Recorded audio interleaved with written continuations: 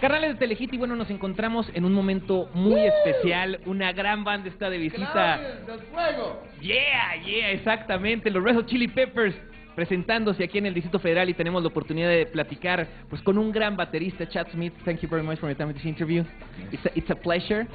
So let's talk about Stadium Arcadium. I mean, it's a big success.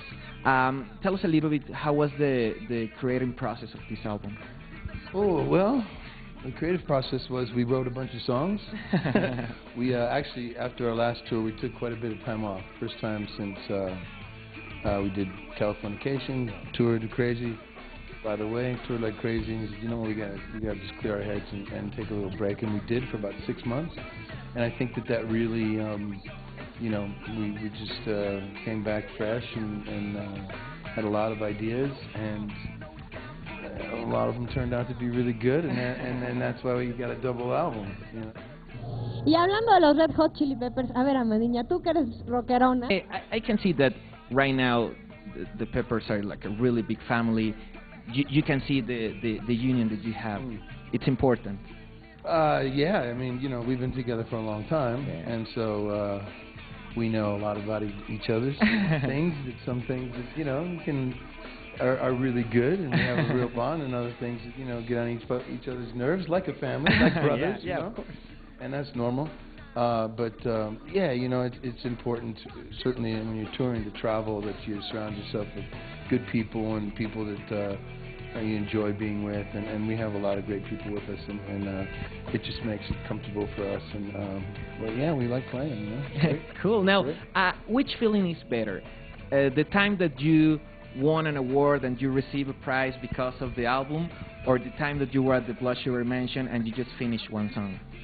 Oh, the creative process and recording is much more rewarding to me than awards. You know, I mean, awards are nice, and that people, and your peers or whoever is voting, you know, recognize your work, and that's really nice. But you know, the best time I'm sure I could speak for everybody else, is when we're, you know, creating the songs, and also, you know, when we've recorded them and you feel confident that it's, you know, you captured the essence of the music you wrote. You know, so.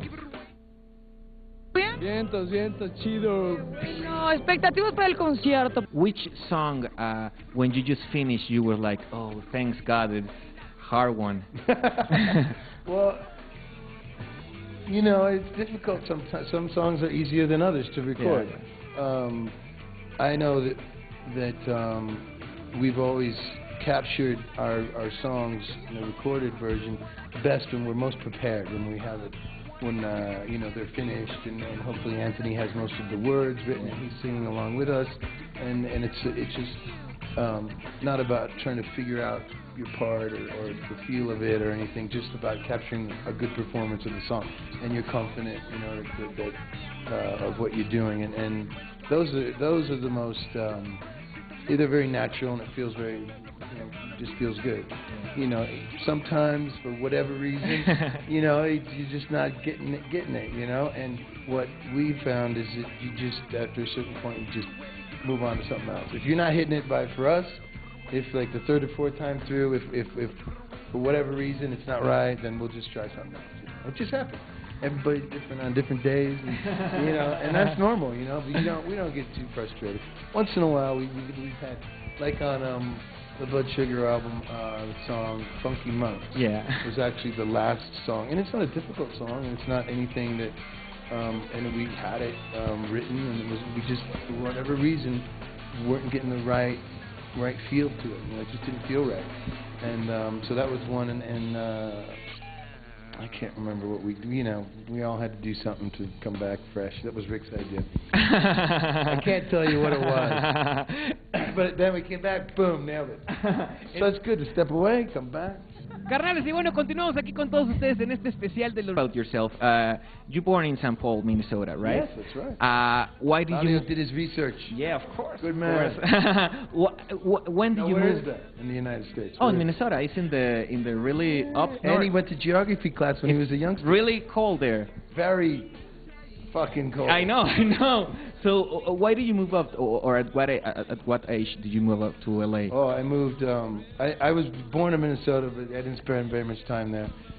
My father worked for Ford Motor Company, so he would go around and get different jobs, and we ended up in Michigan. And I spent most of my childhood in Michigan, outside of Detroit. And then I moved to California in 1988. And right in August, and then by December, I joined the Chili Peppers. So.